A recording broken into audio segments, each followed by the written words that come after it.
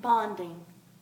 When two or more atoms join chemically, they create a new substance. Now, we have defined physical and chemical changes in another lesson. And we know that when two substances create a new substance, then their chemistry, their chemical properties will be different. So I take sodium, which is explosive in water, and chlorine, which is a poison gas. And when I react those two to each other, I'm going to get table salt, which I enjoy on my French fries. How is it that an explosive and a poison becomes something that's completely safe that we use all the time?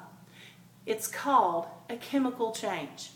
And bonding is how we describe those different chemical changes taking place. Now, what you see in green is a chemical reaction. It is a symbolic description of the chemical change taking place. And we'll talk about more chemical reactions later.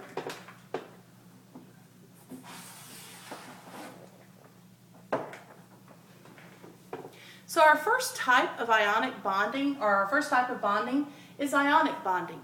And ionic bonding is when an electron is transferred from one atom, usually a metal, to another atom, usually a nonmetal. Now, what that means in English is that somebody is stealing electrons, and the nonmetal will steal electrons from the metal. Now, I like to explain this in terms of going to a dance.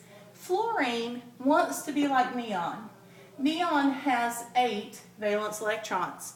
I have it numbered so that you know which order to put your dots. Okay? Fluorine has 7 valence electrons. He is only missing 1. So he wants to go to the prom in the hopes of finding that perfect young lady that has that last electron he's looking for. Sodium has 1 valence electron.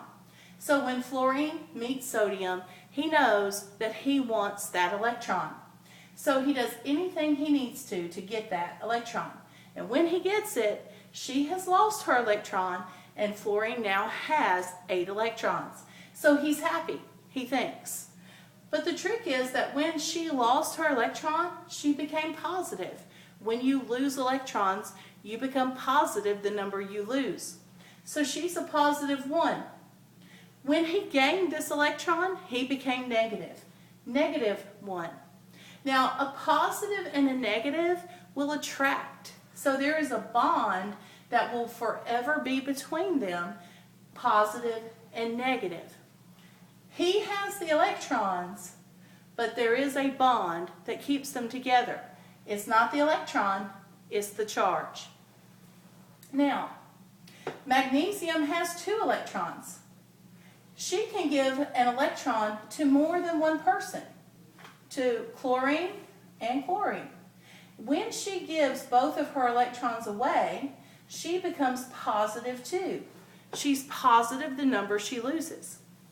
Each of the chlorines took 1 of her electrons, so they each become negative. Now notice there are 2 bonds in this situation.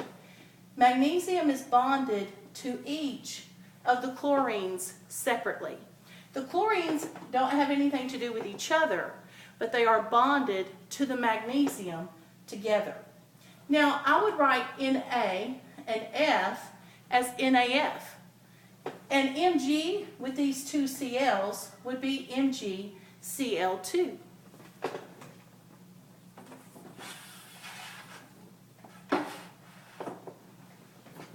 Covalent bonding is when 2 unpaired electrons are shared between 2 atoms, usually nonmetals. So here's bromine, and he has 7 valence electrons, just like fluorine and chlorine do. And here's hydrogen with 1 valence electron. Now, rather than stealing hydrogen's electron, bromine is going to share. And there's going to be a bond that forms between these 2 single electrons.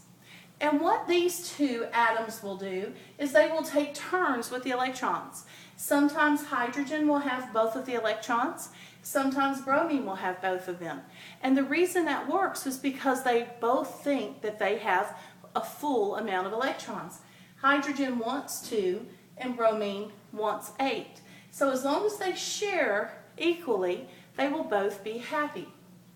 Now we would write this as a bond between the two, HBr. And that single line tells me that it is a single bond.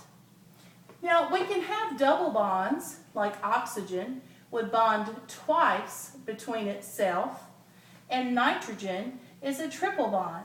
Now notice the symbol for it is still O2 and N2 because the 2 on here is for how many atoms I have, not how many bonds.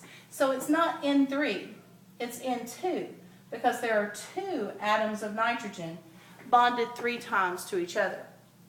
HBr can also be written without the bar. This just shows us the structural relationship between hydrogen and bromine as a covalent bond. So the key word for covalent bonding is that it's shared. There is no transfer and there is no charge.